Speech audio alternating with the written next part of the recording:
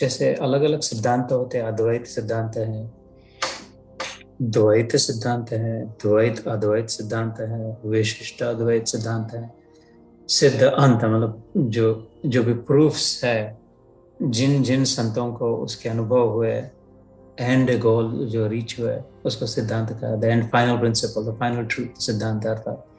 तो जैसे आदि शंकराचार्य जी ने अद्वैत सिद्धांत, वेदांत के विषय में हम जानते हैं, अद्वैत सिद्धांत ये दो नहीं, एक ही है वाला जो सिद्धांत है।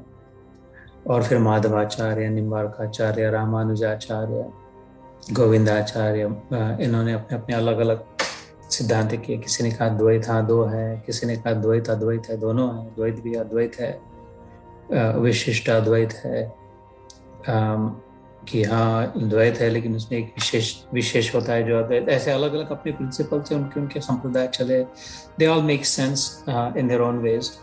उनकी दृष्टि से देखे तो ठीक है, बराबर है, कोई एक दूसरे की बात को बुरा नहीं कह सकता, कहना नहीं है, और वो शायद कहते भी नहीं है, लेकिन अपने सिद्धांत का प्रतिपादन करते हैं।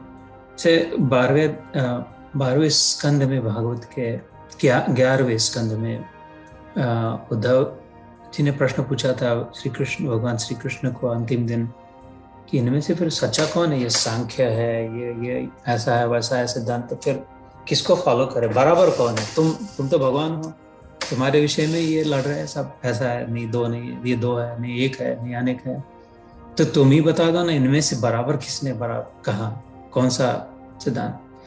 तो भगवान ने भी उसका उत्तर भी उल्टा पुल्टा कर दिया, कहते सभी बराबर है, सीधा स्पष्ट कहा, इनमें से कोई गलत नहीं है। तो फिर ये कैसे कि, लेकिन ये तो एक दूसरे को कॉन्ट्रैडिक्ट कर रहे हैं, उल्टा कह रहे हैं, एक जो कर रहा है उसके उल्टा ये कर रहा है, अथवा मिक्स्ड बातें कर रहे हैं, ये भी कर रहा है वो भी कर रहा है।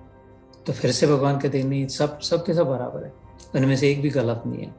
बात इतनी है कि सबके व्यूज लिमिटेड है, कि उनकी दृष्टि से जितना समझ में आता है, इसका मतलब नहीं, ये नहीं है कि वो गलत है, इतना ही है कि वो उतना देख पा रहे, उतना समझ पा रहे, उतना कहा, उधर से जो देख पा रहे उनको जो दिख रहा है वो डिस्क्राइब कर रहे उतना। तो इधर वाला भी पहाड़ बराबर है, उधर वाला पहाड़ भी सही है, उधर वाला पहाड़ भी सही है, सभी पहाड़ों के अलग अलग व्यूज है। इसका कोई मतलब नहीं है कि इधर वाले पहाड़ से कि उधर वाले पहाड़ से, तू जिधर खड़ा है उस पहाड़ से चढ़ ले तो पहाड़ चढ़ा लेगा, इनमें से, इसलिए सभी बराबर है, because they you can follow any one of their paths and still climb the mountain of truth and still reach the peak of it। और जो चोटी पर पहुंचता है वो फिर पूरा 360 डिग्री व्यू। उद्धव ने प्रश्न इनके बारे में नहीं किया था, शंकराचार्य, माधवाचार्य, निम्बार्काचार्य, ये तो अभी 500, 600, 800, 900 साल पहले वाले, 1000 साल से कम ही सभी। Shankaracharya were the oldest from all of these, लेकिन all of these including Shankaracharya have been around less than 1000 years। तो ये तो 5000 साल पहले वाली बात है।